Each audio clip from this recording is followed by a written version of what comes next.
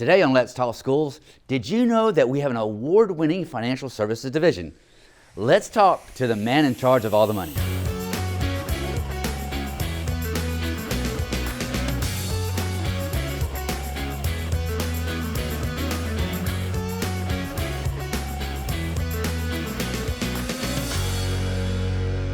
Hello, and welcome to another edition of Let's Talk Schools.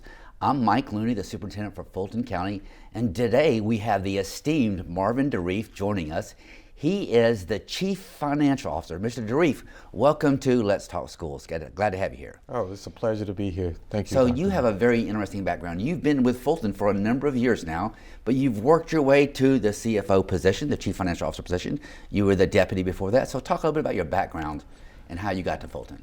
Oh, it's been an excellent journey.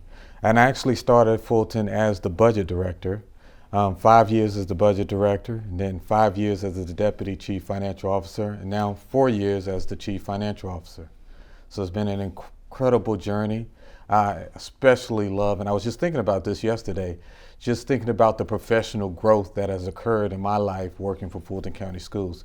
It has been an exciting journey. Well, our finances are in very good shape thanks to your good stewardship, your leadership, and the leadership and hard work of your staff. Thank you for that service. Most people don't realize that Fulton County Schools is a very large and complex organization that has a huge budget. How large is the Fulton County School budget? Well, the general fund budget itself is about $1.2 billion. But when you include all the other funds, we're reaching about $2 billion in budget for FY 2024.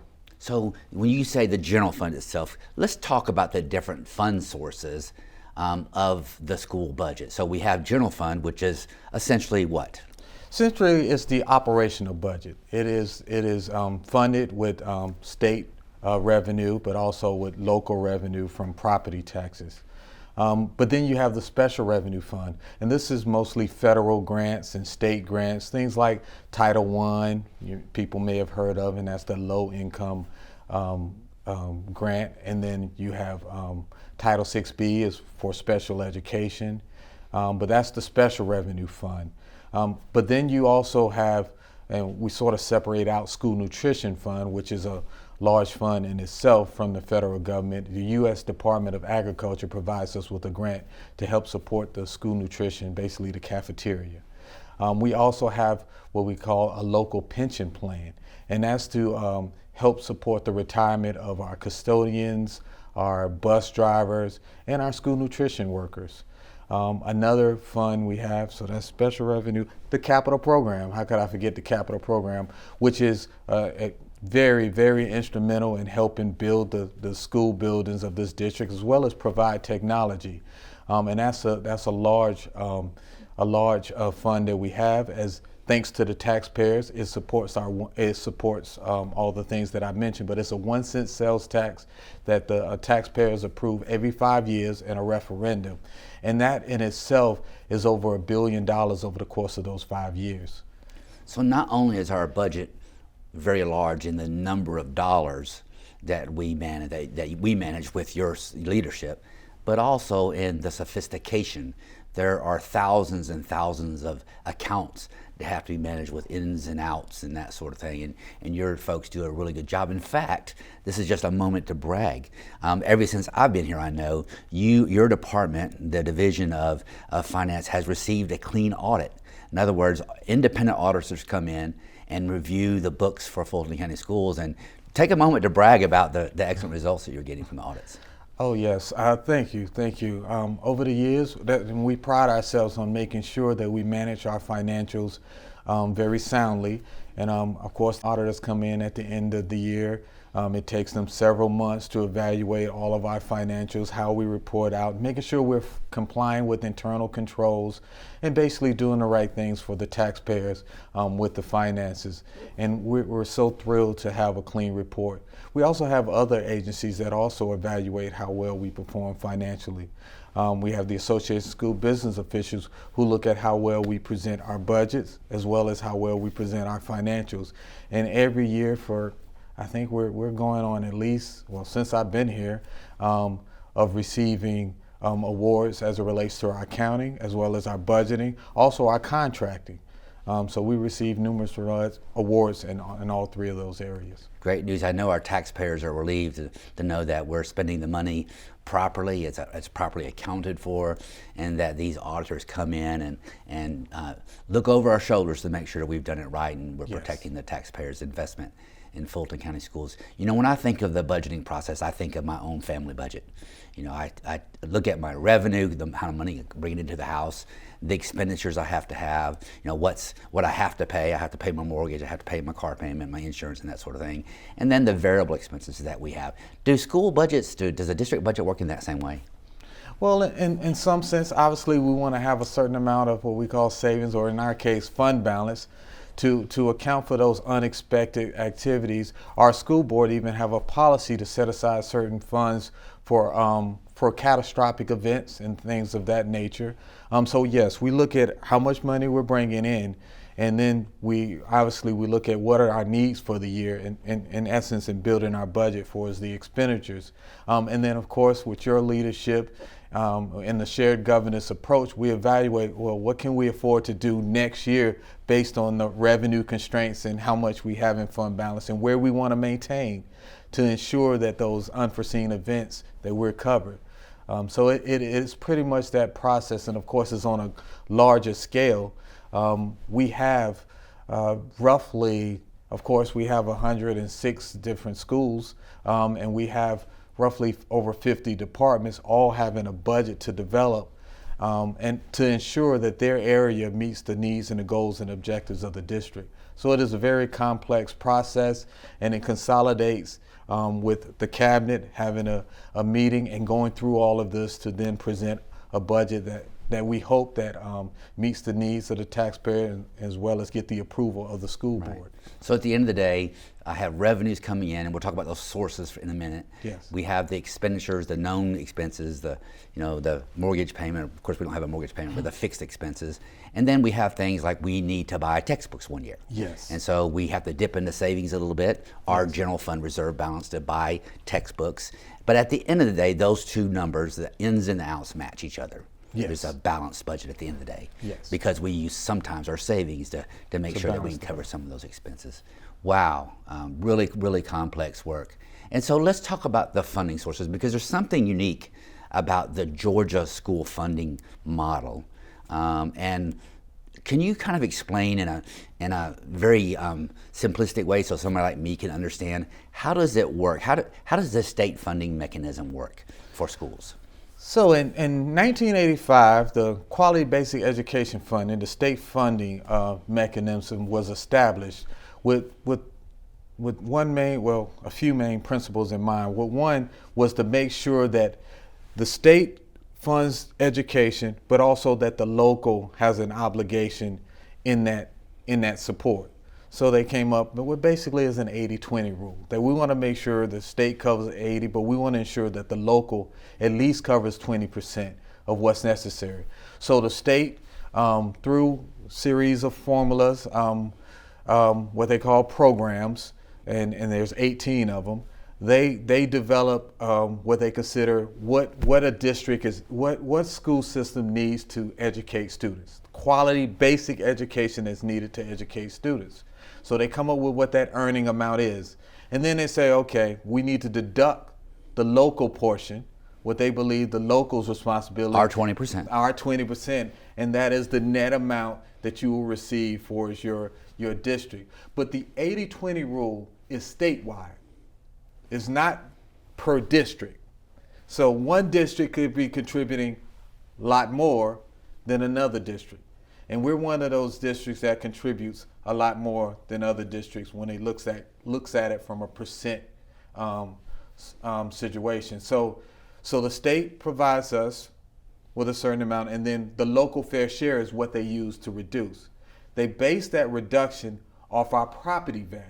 So the stronger your property value for your tax base, the more that you're gonna get, you're gonna have to reduce from what you earn. Right, right. And in our case, the state see us as really having the strongest base if you look at how much they deduct from us versus other school systems. They see us as having the strongest property base in Georgia. So constitutionally, educating children in the state of Georgia is a constitutional requirement.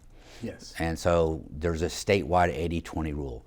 The state will pay 80% of a child's education in Georgia.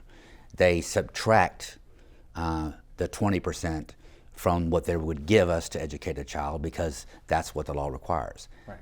And then they put another variable in play, the value of property taxes in a local community, and they deduct more or less. Well, that's how they come up with the deduction. They utilize the fact that you need to tax your tax base at least by 5 meals. So your millage rate, 5 of those meals of that millage rate, they know is going towards educating the child.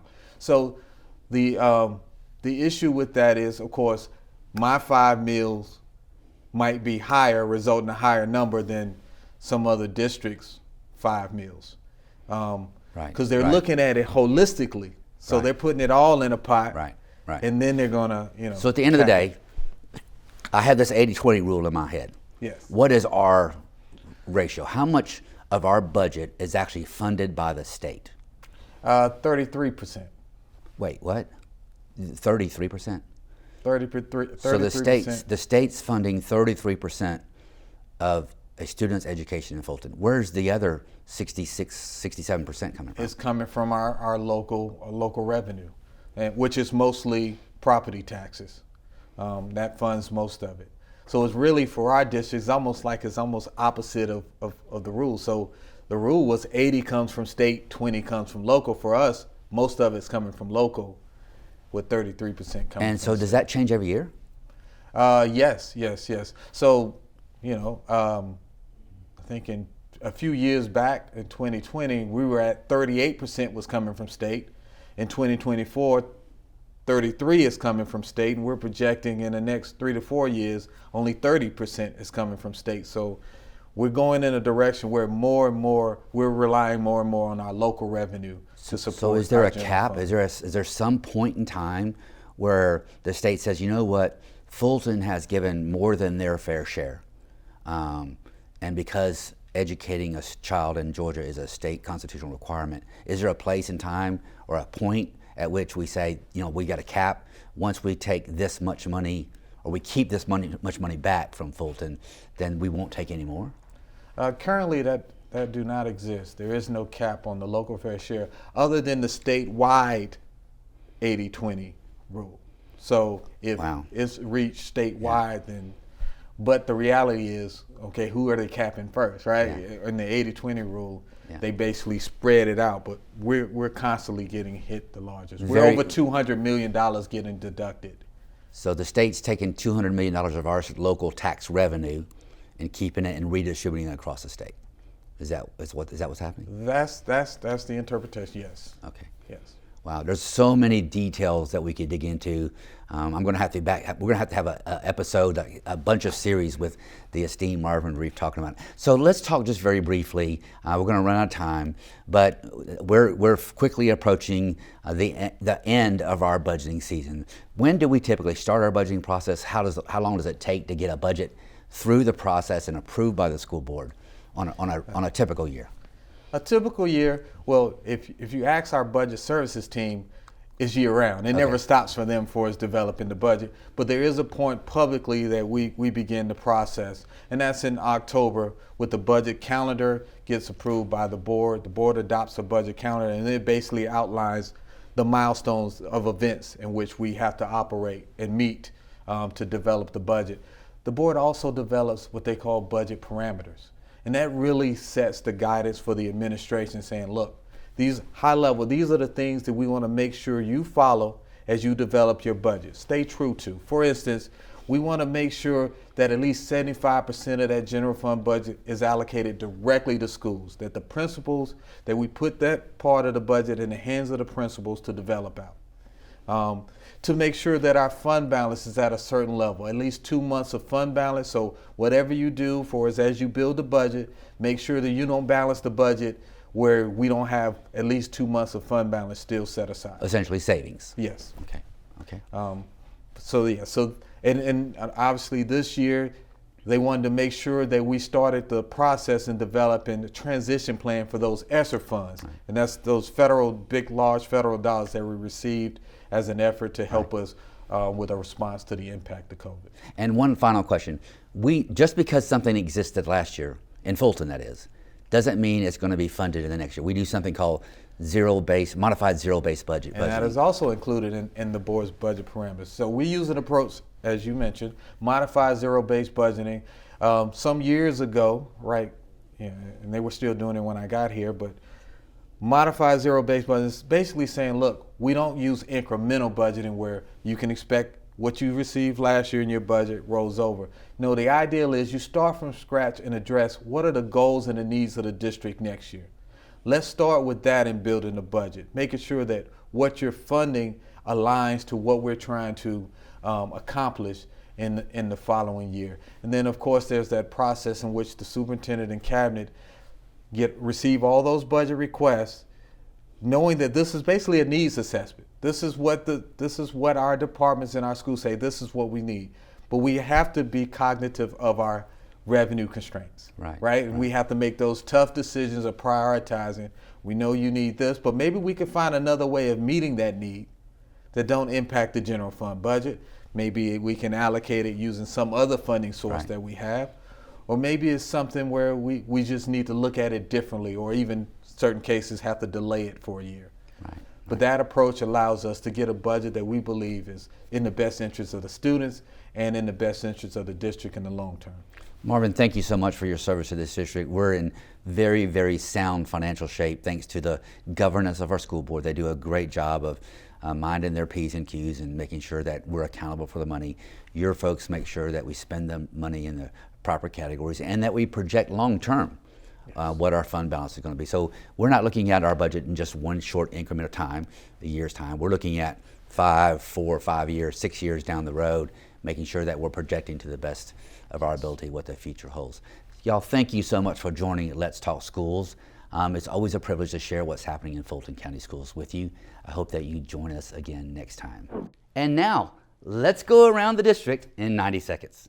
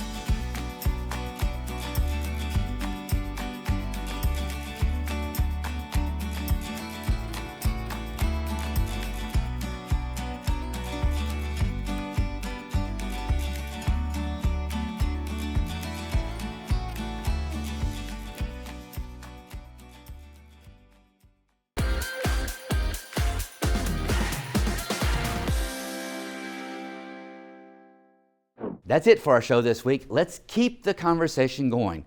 We'd love to hear from you on our social media platforms. Join us next time for Let's Talk Schools. And as always, thank you for watching.